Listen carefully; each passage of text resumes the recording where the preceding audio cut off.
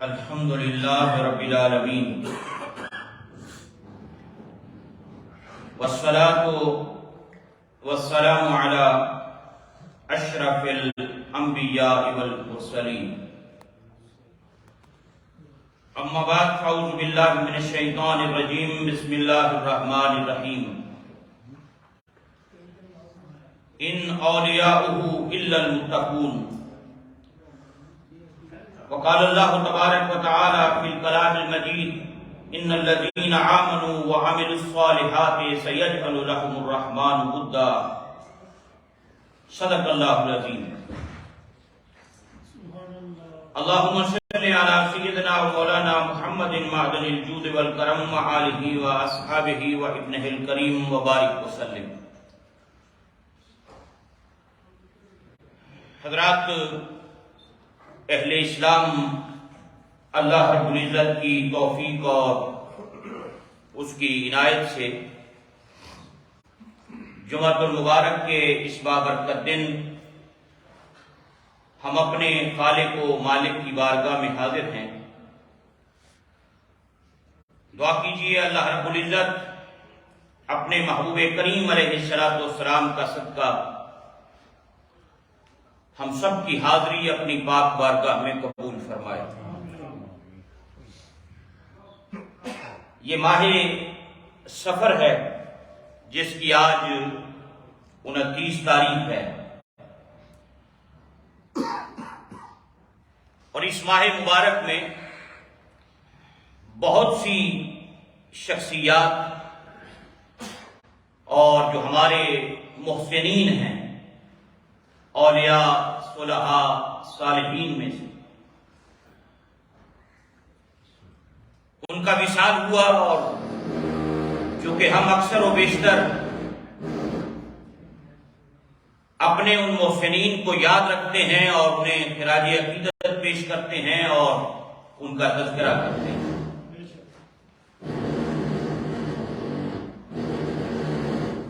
وہ اس لیے بھی کہ ہم جو لوگ بالخصوص بر صغیر پاک و ہند کے لوگ ہیں، ہم پہ سب سے بڑا احسان ان اولیاء اور صالحین کا ہے جن کی کوششوں کے بدولت، جن کی محنت اور جد و جہد کی بدولت آج ہماری پیشانی رب کی چوکھٹ پہ جھکتی ہے۔ یہ جو ہند و پاک کا خطہ ہے، یہاں صحابہ کرام کا آنا ثابت نہیں، اتنا چند ایک صحابہ کی قبریں معروف ہیں، مشہور ہیں، لیکن اس خطے کے اندر اگر اسلام پھیلا ہے تو وہ صوفیاء کی بدولت پھیلا ہے، وہ اولیاء اللہ کی بدولت پھیلا ہے، وہ صالحین امت کی بدولت پھیلا ہے، کہ یہ لوگ کہاں سے چلے، کہاں پر پہنچے، اور پھر آ کر انہوں نے اسلام کا نور اس خطے کے لوگوں کے سینوں کے اندر منتقل کیا۔ آپ حضرات کے علم میں ہے یہ ہندوستان کا وہ خطہ جہاں ایک نہیں، لاکھوں نہیں، کروڑوں خداؤں کی پوجا ہوتی ہے، آج بھی بت پرستی ہوتی ہے، آج بھی لوگ بتوں کے سامنے جھکتے ہیں، اور اس سے پہلے تو کروڑوں کی صورت میں خدا بنا رکھے تھے، ہر در میں کئی کئی خدا موجود ہیں۔ یعنی ان حالات کے اندر جن شخصیات نے محنت کی، کوشش کی، جد و جہد کی، وہ صوفیاء ہیں، وہ اولیاء ہیں، وہ صالحین امت ہیں، وہ اللہ کے پاک باز بندے ہیں، اور یہ انہی کی کوشش اور محنت کا نتیجہ ہے کہ آج ہم سب رب کی بارگاہ میں سجدہ ریز ہوتے ہیں۔ ہم وحدہ لا شریک کے ماننے والے ہیں، توحید خدا بندی کو ماننے والے ہیں، رسالت محمدی صلی اللہ علیہ وسلم کو ماننے والے ہیں۔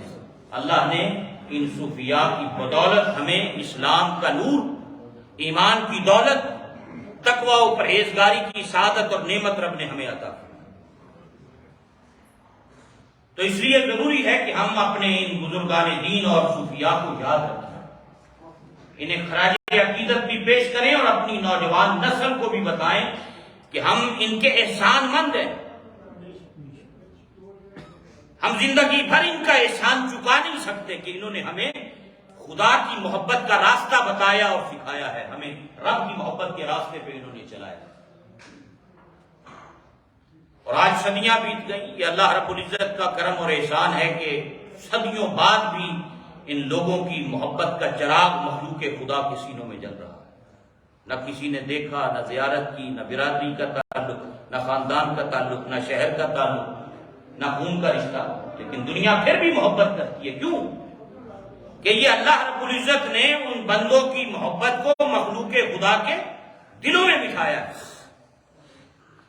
اور یہ قرآن حکیم کی سورہ مریم کی 96 آیت مبارکہ جو میں نے ابھی تلاوت کرنے کا شرف حاصل کیا، اللہ رب العزت نے ارشاد فرمایا ان الذین آمنوا وعملوا الصالحات، جو لوگ ایمان لائے اور جنہوں نے عمل صالح کیے، ایمان لائے اور عمل صالح کیے، سیجعل لہم الرحمن ودا، ان قریب رحمان ان کی محبت لوگوں کے دلوں میں پیدا کر دے۔ جو ایمان لاتا ہے، عمل صالح کرتا ہے، اللہ ان کی محبت مخلوق خدا کے سینوں میں ڈال دے، چاہے برادری کا تعلق ہو یا نہ ہو، رشتہ داری ہو یا نہ ہو، خون کا رشتہ ہو یا نہ ہو، دیکھا ہو یا نہ ہو، لیکن جو ایمان لاتا ہے، عمل صالح کرتا ہے، اللہ اس بندے کی محبت مخلوق خدا کے سینوں میں ڈال دیتا ہے۔ دنیا اس سے پیار کرتی ہے، دنیا اس سے محبت کرتی ہے، دنیا ان کے لیے دعائے خیر کرتی ہے۔ یہ آج حضرت داتا گنج بخش علی حجویری رحمت اللہ علیہ جن کا بھی عرس ہوا، 1000 برس گزر گئے، لیکن کبھی جا کر دیکھیں لاہور کے اندر کہ 24/7 ایک لمحہ ایسا نہیں ملے گا جس میں قرآن کی تلاوت نہ ہو رہی۔ نہ یہ ان کے رشتہ دار ہیں، نہ برادری ہے، نہ خاندان ہے، نہ شہر اور محلے والے۔ کیوں؟ ایمان لائے، عمل صالح کیے، عمل صالح کرنے کے بعد دنیا کو عمل صالح کی طرف متوجہ کیا، ایمان کے نور سے لوگوں کے سینوں کو روشن کیا، اللہ نے عزت عطا کی۔ نام فقیر تنہاگا باہو، قبر جنابی جیوے۔ آج بھی قبریں زندگی کی علامت ہیں۔ اللہ اکبر۔ اور ان شخصیات کے اندر حضرت دادا صاحب رحمت اللہ علیہ کی شخصیت ہے، آپ کا وصال بھی اسی ماہ مبارک میں۔ حضرت مجدد الف ثانی شیخ احمد سرہندی فاروقی جو 28 واسطوں سے دوسرے خلیفہ راشد امیر المومنین سیدنا عمر فاروق رضی اللہ تعالیٰ عنہ سے نسبت رکھتے ہیں۔ سلسلہ نقشبندیہ کے کتنے بڑے پیشوا ہیں۔ ان کی خدمات کو آپ دیکھیں بر صغیر پاک و ہند کے اندر، بالخصوص جب دین الہی کی بنیاد رکھی گئی، یعنی ان لوگوں کی خدمات کو پڑھنا چاہیے، ان کی زندگی کو پڑھنا چاہیے، ان کے افکار اور نظریات کو پڑھنا چاہیے۔ حضرات، کسی بھی شخصیت کو جاننا ہو، اگر بندے نے کسی شخصیت کو پہچاننا ہو تو اس کے 2 طریقے ہیں کہ اس شخص کے افکار اور نظریات کو پڑھیں کہ یہ کہتا کیا ہے، اس کی فکر کیا ہے، اس کی سوچ اور تھنکنگ کیا ہے، یہ لوگوں کو میسج کیا دیتا ہے۔ دوسرا یہ کہ اس کا اپنا عمل کیا ہے، کردار کیا ہے، بیہیویئر کیسا ہے۔ اور اللہ نے بلا کی زبان میں تاثیر رکھی۔ یہ ایسے لوگ تھے جنہوں نے کبھی اقتدار کی جنگ میں حصہ نہیں لیا، کبھی کرسی صدارت کی خواہش نہیں کی، کبھی منصب وزارت پر بیٹھنے کی خواہش نہیں کی، لیکن اللہ نے انہیں ایسا روب دبدبا اور ان کی شخصیت میں ایسی کشش اور وہ طاقت ان کو روحانی عطا کی تھی کہ بادشاہ وقت بھی ان کے دربار میں آنا اپنی سعادت سمجھتا تھا۔ لیکن ہر دور کے اندر ان حضرات نے، ان لوگوں نے اسلام کی خدمت کی، اسلام پر مشکل وقت آیا، انہوں نے کھڑے ہو کر مقابلہ کیا، حق کو حق کہا، جھوٹ کو جھوٹ کہا، باطل کو باطل کہا، سچ کو سچ کہا، ہر دور کے اندر۔ اسی طرح اعلی حضرت امام اہل سنت کا شاہ احمد رضا خان قادری رحمت اللہ علیہ، آپ کا وصال بھی اسی ماہ مبارک میں، انہوں نے برے صغیر پاک و ہند میں جب بے ادبی بارگاہ رسالت مآب صلی اللہ علیہ وسلم کی ہوئی اور ہوائیں چلیں، جس شخص نے بند باندھا اس شخصیت کا نام امام احمد رضا ہے۔ کتنا بڑا فتنہ تھا انکار ختم نبوت کا، جب برے صغیر پاک و ہند کے اندر لوگوں نے نبوت کے جھوٹے دعوے کیے۔ آپ کے علم میں ہے سب سے بڑھ کر جس شخصیت کو پورے عالم اسلام نے سامنے کھڑا کیا مرزے کے مقابلے میں، وہ حضرت پیر سیدنا مہر علی شاہ صاحب رحمۃ اللہ علیہ کی ذات ہے۔ جنہوں نے اس چیلنج کو قبول کیا مینار پاکستان پر، یہ تاریخ گواہ ہے۔ یعنی ان لوگوں نے، ان شخصیات نے ہر دور کے اندر اسلام کا تحفظ کیا، عقائد کا تحفظ کیا، ایمان کی حفاظت کا فریضہ سر انجام دیا۔ اور وہ عجب دور تھا جب حضرت شیخ احمد سرہندی فاروقی رحمت اللہ تعالی علیہ، جو سلسلہ نقشبندیہ کے عظیم پیشوا ہیں، آپ پڑھیں کبھی، وقت مختصر ہوتا ہے تو وہ ساری باتیں تفصیل کے ساتھ تو نہیں ہوتی، لیکن وہ دور تھا جب اکبر نے دین الہی کی بنیاد رکھی۔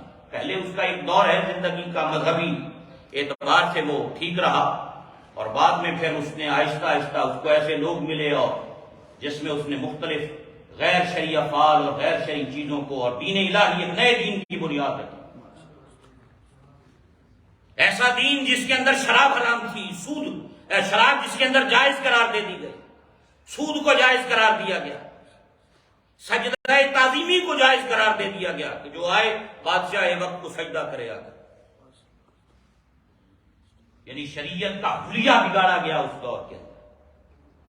اور اس وقت جو شخصیت سامنے کھڑی ہوئی، جس نے فرنٹ لائن پر آ کر مقابلہ کیا اور حق کی بات دنیا کے سامنے رکھی اور اسلام کا پیغام، وہ کون سی شخصیت؟ وہ حضرت مجدد الف ثانی شیخ احمد سرہندی فاروقی رحمت اللہ تعالی علیہ کی ذات والا سے۔ یہ مجدد لفظ آپ سنتے ہیں نا، ریوائیور کہتے ہیں انگلش میں، تجدید کرنے والا، مجدد۔ یہ نام عام طور پہ یہ لفظ آپ حضرات اس کو سماعت کرتے ہیں کہ فلاں مجدد فلاں مجدد۔ یہ حضور سید عالم صلی اللہ علیہ وسلم کی حدیث پاک ہے، ابو داؤد شریف کی، یہ ابو داؤد شریف کی حدیث ہے۔ نبی پاک صلی اللہ علیہ وسلم نے ارشاد فرمایا، قال النبی صلی اللہ علیہ وسلم، ان اللہ یبعث لہذہ الامۃ علی راس کل مئۃ سنۃ من یجددھا لہا دینہا، کہ ہر صدی، ہر 100 سال کے بعد اللہ ایک شخصیت کو دنیا کے اندر بھیجے گا، دنیا کے اندر اس کی ڈیوٹی لگائے گا، اور ہر صدی کے بعد، 100 برس کے بعد ایک مجدد ان کے اندر بھیجے گا جو ان کے دین کو تر و تازہ کر کے اس دین پہ جو گرد و غبار پڑ چکی ہوگی اس گرد و غبار کو ہٹا کر دین کو اصل صورت میں مخلوق خدا کے سامنے دوبارہ رکھے۔ یہ 10ویں صدی کے مجدد ہیں شیخ احمد سرہندی فاروقی۔ آپ کی کتابوں کے اندر آپ کی سب سے معروف اور مشہور جو کتاب ہے وہ مکتوبات شریف ہے۔ دنیا کی مختلف زبانوں میں اس کی ٹرانسلیشن موجود ہے، کبھی اتفاق ہو تو اس کو پڑھیے۔ حضرت مجدد الف ثانی رحمت اللہ تعالی علیہ بڑی سعود میں بھی برداشت کی، اور پھر اکبر کے بعد جب جہانگیر تخت نشین ہوا، پھر اس دور کے اندر آپ کھل کر 40 سال کی عمر تھی آپ، اور آپ نے ان تمام جو رسومات تھی، جو شریعت کا مذاق اڑایا گیا اور شریعت کی تعلیمات کو جو بدلا گیا، اس کے خلاف میدان عمل میں نکلے، میدان عمل میں نکلے۔ اللہ حضرت مجدد الف ثانی رحمت اللہ علیہ نے پھر ان تمام چیزوں کا پھر 1 سال گوالیار کی جیل میں قید رہے، صرف اس بات پر کہ جب جہانگیر سے آ کے مکالمہ ہوا اور اس کے دربار میں گفتگو ہوئی تو وہ مطمئن ہو گیا آپ سے کافی حد تک، لیکن جو حاسدین تھے انہوں نے کہا دیکھا باقی باتوں تو ٹھیک ہے، لیکن انہوں نے آتے ہوئے آپ کو آپ کی تعظیم نہیں کی، آپ کو سجدہ نہیں کیا، اور بادشاہ غصے میں آیا اور اس نے گوالیار کی جیل میں 1 سال قید کر دیا، اور 1 سال قید رہے امام ربانی مجدد الف ثانی رحمت اللہ۔ آپ نے فرمایا اللہ نے یہ پیشانی جو عطا کی ہے نا، یہ غیر کے سامنے جھکنے کے لیے نہیں ہے، یہ خدا کی بارگاہ میں جھکنے کے لیے۔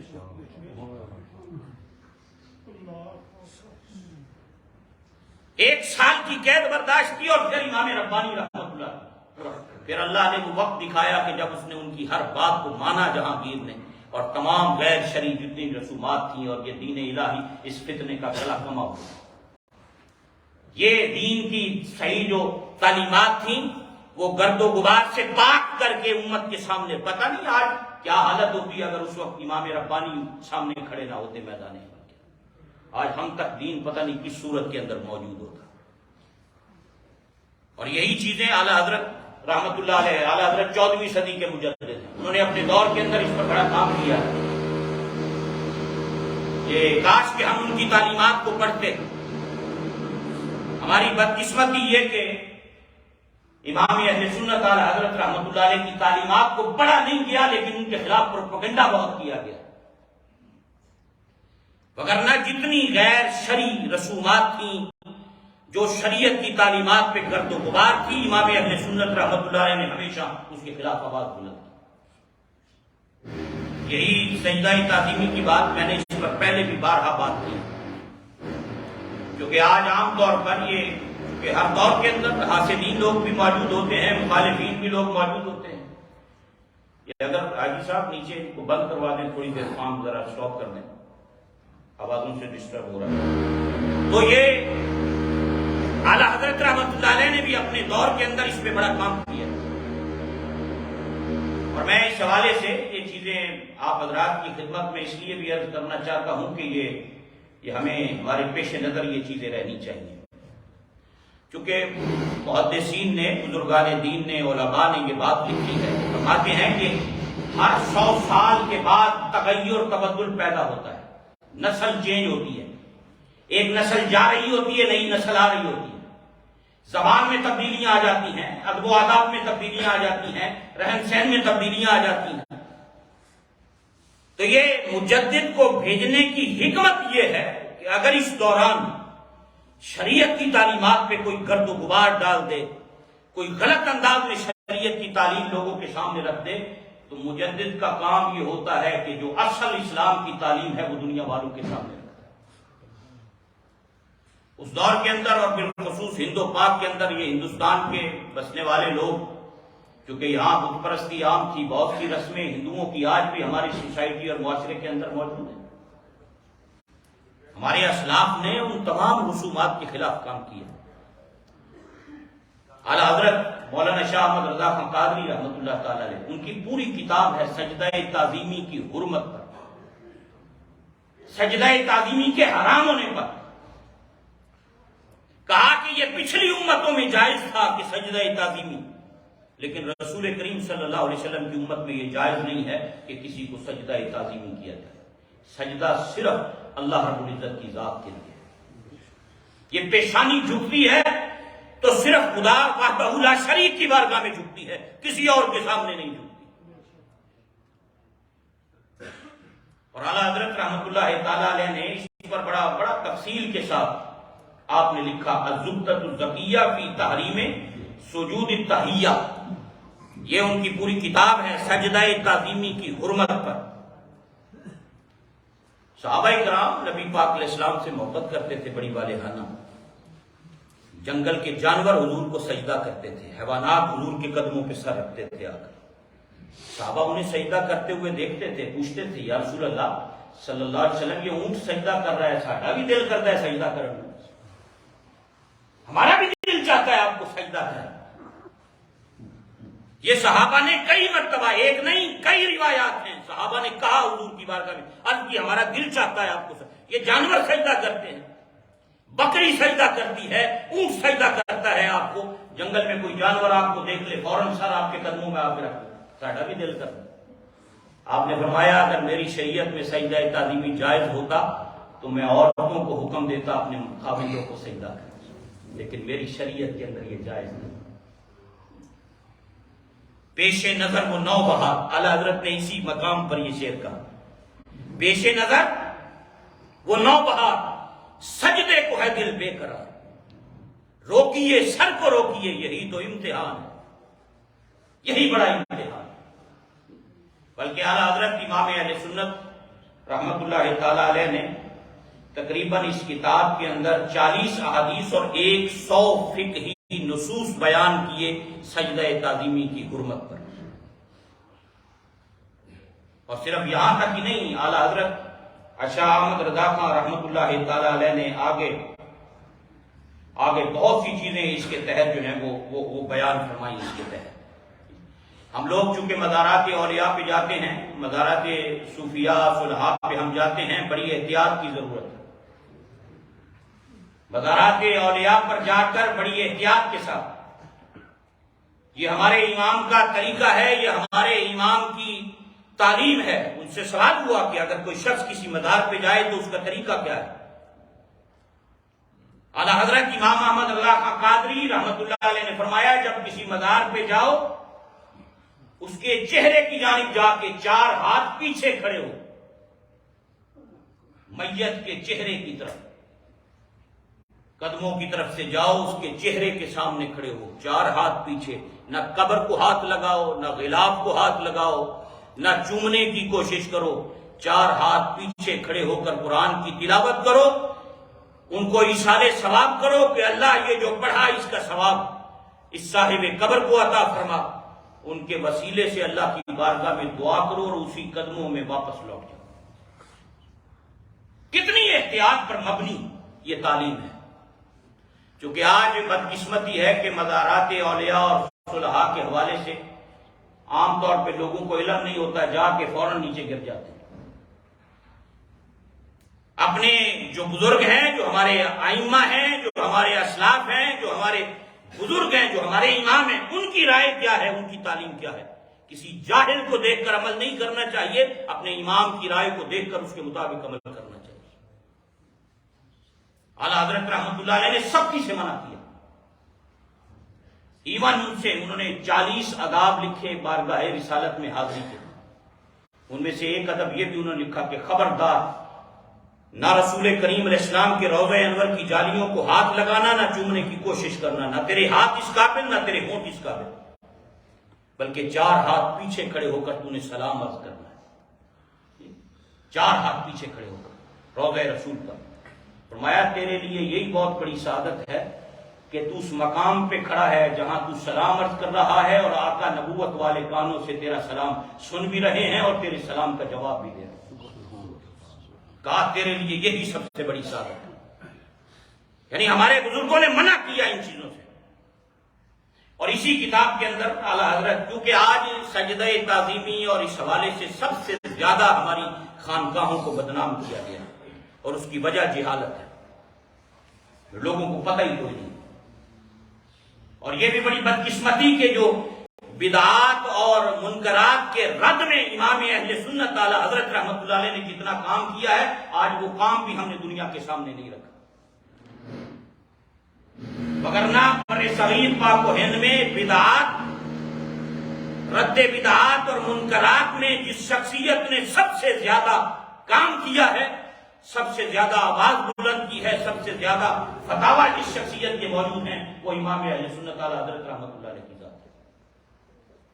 آپ نے یہاں تک فرمایا، آپ نے فرمایا مزار کو سجدہ تو درکنار، کسی مزار کے سامنے جا کر حد رکوع تک جھکنا بھی ممنوع ہے۔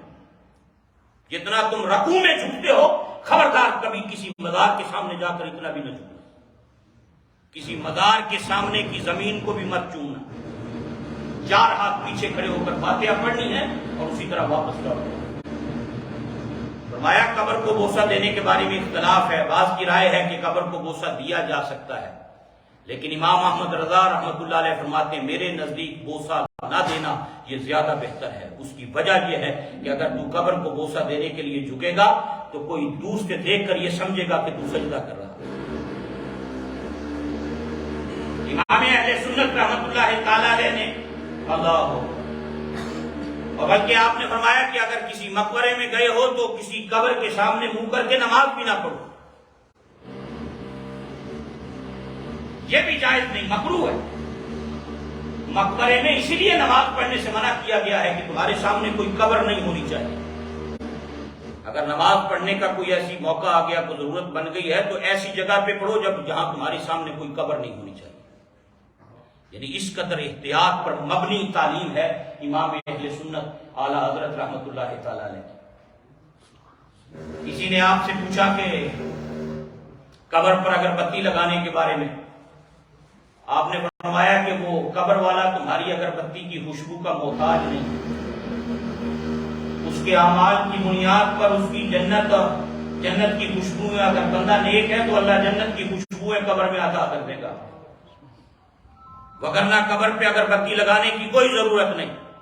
ہاں اگر وہاں لوگ بیٹھے ہوئے قرآن پڑھ رہے ہیں اور ان قرآن پڑھنے والوں کے لیے کسی نے سائیڈ کے اوپر اگر بتی لگا دی ہے تو پھر جائز ہے، لیکن فی نفس ہی قبر کے اوپر اگر بتی رکھ کر جلانے سے ہمارے امام نے ہمیں منع کیا۔ اسی طرح چراغ جلانا، لائٹاں لا دینیاں قبروں کے اوپر۔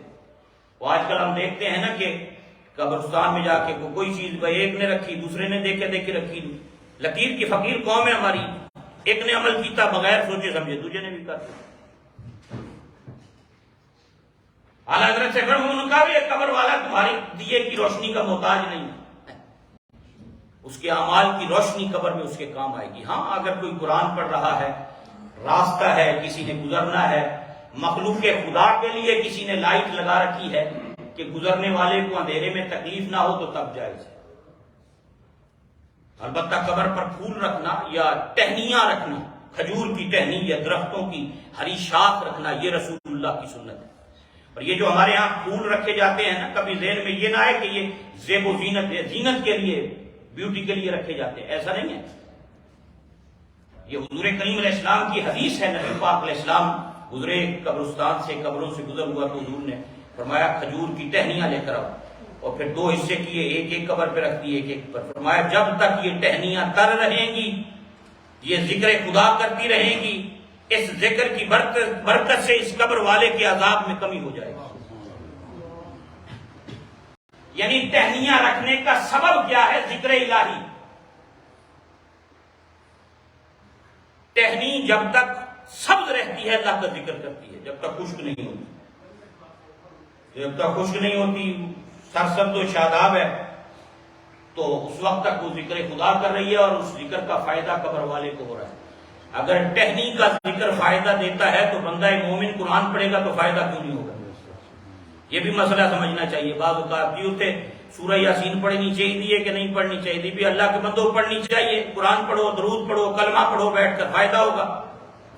یہ بخاری شریف میں حدیث ہے، یہ ٹہنیاں رکھنے والی سیاہ ستہ کی حدیث ہے۔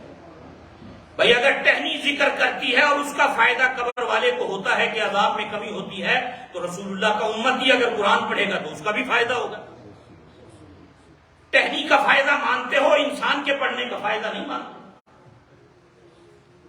ٹہنی کی تلاوت، ٹہنی کا ذکر قبر میں اگر فائدہ دے رہا ہے تو ایک رسول اللہ کا کلمہ کو امتی ہے، اس کی تلاوت سے بھی قبر والے کو فائدہ ہے۔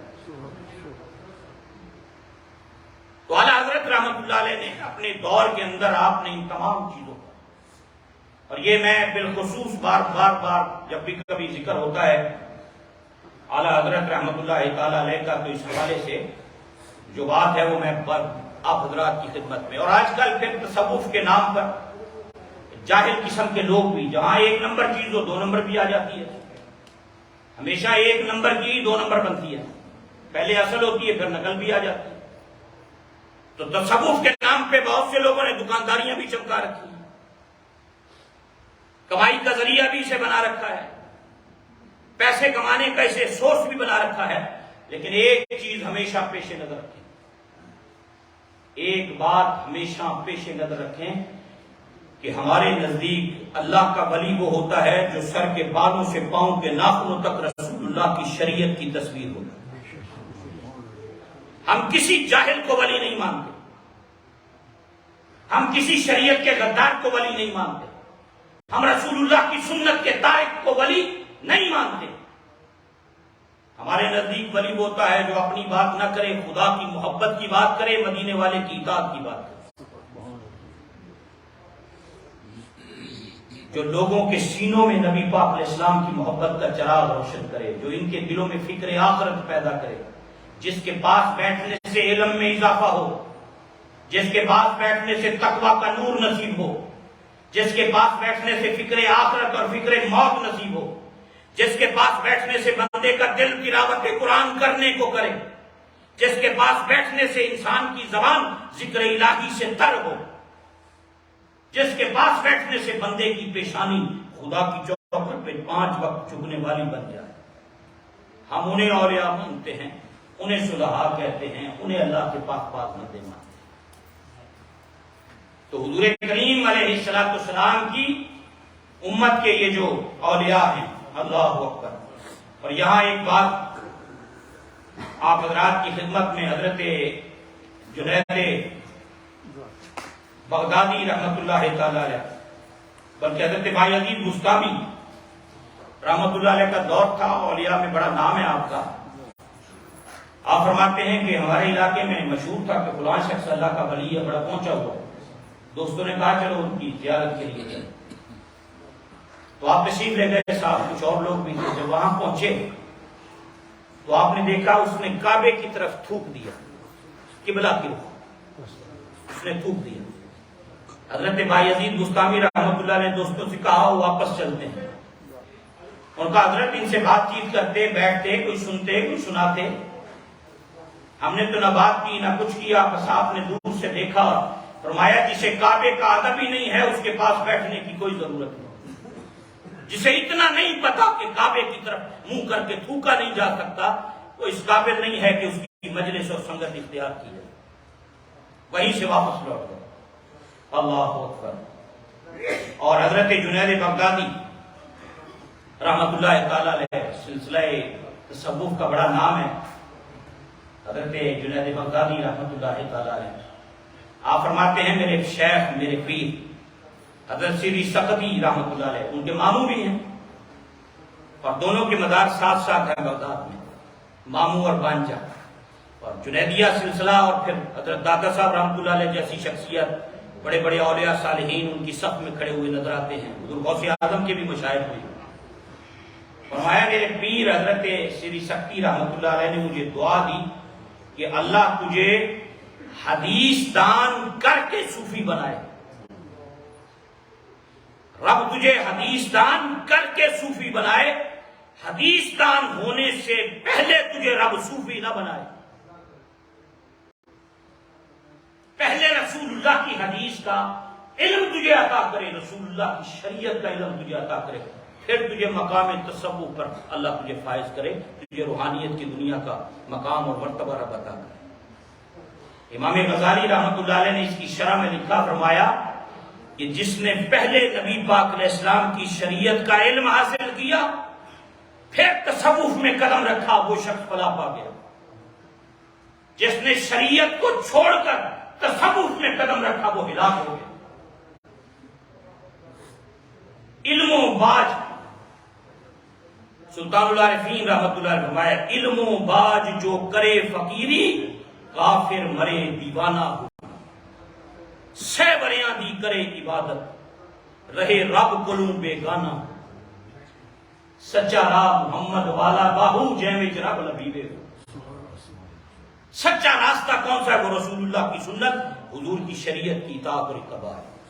حضور کی شریعت سے ہٹ کر کوئی بندہ ہوا میں بھی اڑتے آ رہا ہے، نہیں فقیری جلیاں مارن تے ستیاں لوگ جگاون ہو، نہیں فقیری واندیاں ندیاں تے سکیاں پار لگاون ہو، نہیں فقیری وچ حوالے مسلے پا ٹھہراون ہو، نام فقیر تے نادا باہو جڑے دل وچ دوست ٹکاون، قلب المومن عرش اللہ، ان کا دل قلب اللہ کا عرش بن جائے، رب کی محبت کا چراغ روشن ہو جائے۔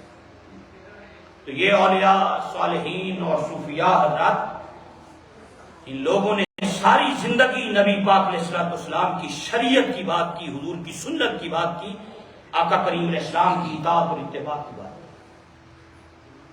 ولی ہوتا ہی وہ ہے جو سر کے بالوں سے پاؤں کے ناخنوں تک نبی پاک علیہ السلام کی سنت کی چلتی پھرتی تصویر، جس کے پاس بیٹھنے سے آقا کی محبت، اطاعت اور اتباع کا جذبہ رسید۔ گائیڈ کرنا، ٹیچ کرنا، رہنمائی کرنا، یہی مرشد کا کام ہے، ظاہری طور پہ بھی باطنی طور پہ۔ کامل مرشد ایسا ہوئے جڑا دھوبی مانگنے چھٹے ہو، نال نگاہ دے پاک کرے وچ سجی صابون نہ کرتے، میلیاں نو کرتے وے چٹا وچ ذرا میل نہ رکھے۔ کہ کامل مرشد ایسا ہوئے باہو جڑا لوں لوں دے مڑے بستے۔ تو اولیاء اللہ اور صوفیاء نے حضرات اس بر صغیر پاک و ہند میں، چونکہ یہ آج آخری تاریخ تھی، جمعہ المبارک تھا، میں نے اس لیے ذکر خیر کیا حضرت مجدد الف ثانی شیخ احمد سرہندی فاروقی، ان کی ساری زندگی شریعت پہ گزری۔ یعنی ان کی تعلیمات کو پڑھیں تبھی آپ کو موقع ملے مکتوبات سے. حضرت پیر سید امیر علی شاہ صاحب رحمۃ اللہ علیہ جنہوں نے مقابلہ کیا ختم نبوت کے چیپٹر اور باب کے اندر، اور بڑی عجیب دیکھیں اللہ نے کیا مقام شان رکھا. مرزا نے شرط رکھی تھی، انہوں نے کہا کہ ختم نبوت پر تم بھی قرآن کی تفسیر لکھو، میں بھی قرآن کی تفسیر لکھوں، عربی الفاظ. جس کی تفسیر اعلیٰ عرفہ ہوگی وہ کامیاب ہو جائے گا. کیا اللہ نے مقام شان عطا کیا. آپ نے فرمایا ہاتھ سے لکھنے کی اور بات ہے، تو میدان میں آ، یہاں ٹیبل پہ قلم اور کاغذ تو بھی رکھ دے، ادھر میں بھی رکھ دیتا ہوں. جس کا قلم خود بخود کاغذ پہ لکھ کر رسول اللہ کی عظمتیں بیان کرے وہ سچا. یعنی یہ بہت بڑی بات ہے. لیکن ہر دور کے اندر ان لوگوں نے پہرا دیا، ان لوگوں نے تحفظ کیا، عقائد اور اعمال کی اصلاح کا فریضہ ان لوگوں نے سر انجام دیا ہے. تو یہ بزرگ شخصیات ان کا وصال ماہ سفر میں، حضرت داتا صاحب رحمۃ اللہ علیہ، حضرت مجدد الفسانی شیخ احمد سرندی فاروقی رحمۃ اللہ علیہ، اعلیٰ حضرت امام اہل سنت شاہ احمد رضا خان رحمۃ اللہ علیہ، حضرت پیر تاجدار گولڑا پیر سیدنا مہر علی شاہ صاحب رحمۃ اللہ تعالی علیہ. کتنے بزرگ ہیں، اور بھی لوگ ہیں، لیکن بالخصوص ہم لوگ اس خطے سے تعلق رکھتے ہیں، یہاں ان کے ہم مرہون منت ہیں. ہماری نسلیں بھی ان کا احسان نہیں اتار سکتی. آج ان کی بدولت مسجد غوثیہ میں ہم سب جمعہ میں بیٹھ کر یہ پیشانی خدا کی چوکھٹ پہ جھکا ہے. اس کے پیچھے محنت ہے ان اولیاء اور صلحاء. ان کی بدولت اسلام ہم تک پہنچا ہے. ہمیشہ یاد رکھنا چاہیے، دنیا میں کسی نے کسی پر احسان کیا ہو بندہ بھولتا نہیں ہے. اے اوکھے ویلے کام آیا سی، ایس میرا ویزا لوایا سی، اینے جناب میری فلانی مشکل گھڑی ہے میرے کام آیا سی، اینے جی بچی دی شادی دے ٹائم میری مدد کی تھی سی، اینے میرے گھر نلکا لوایا سی، اینے فلانی مدد کی تھی سی. بندہ بھولتا نہیں ہے کہ یار یہ لوگ مشکل میں کام آئے. تو ہم ان لوگوں کو کیسے بھول سکتے ہیں جنہوں نے ہاتھ پکڑ کر جہنم کے راستے سے ہٹا کر ہمیں خدا کی محبت کے راستے پہ چلایا، جنت کے راستے پہ جنہوں نے چلایا، انہیں کیسے بھول سکتے. تو انہیں یاد بھی رکھنا چاہیے، خراج عقیدت بھی پیش کرنا چاہیے، اور اپنی نوجوان نسل کو بھی بتانا چاہیے کہ ہم جس خطے سے تعلق رکھتے ہیں یہ وہ لوگ ہیں جن کی بدولت اسلام آج ہمارے سینوں میں ہے، ایمان کی دولت ہمارے پاس ہے. اللہ تعالیٰ ان تمام صوفیاء اور اولیاء اور صالحین کی قبور پر رحمتوں برکتوں کا نزول فرمائے، اور ہمیں ان کی تعلیمات پہ عمل کی توفیق عطا فرمائے. وما علینا الا البلاغ.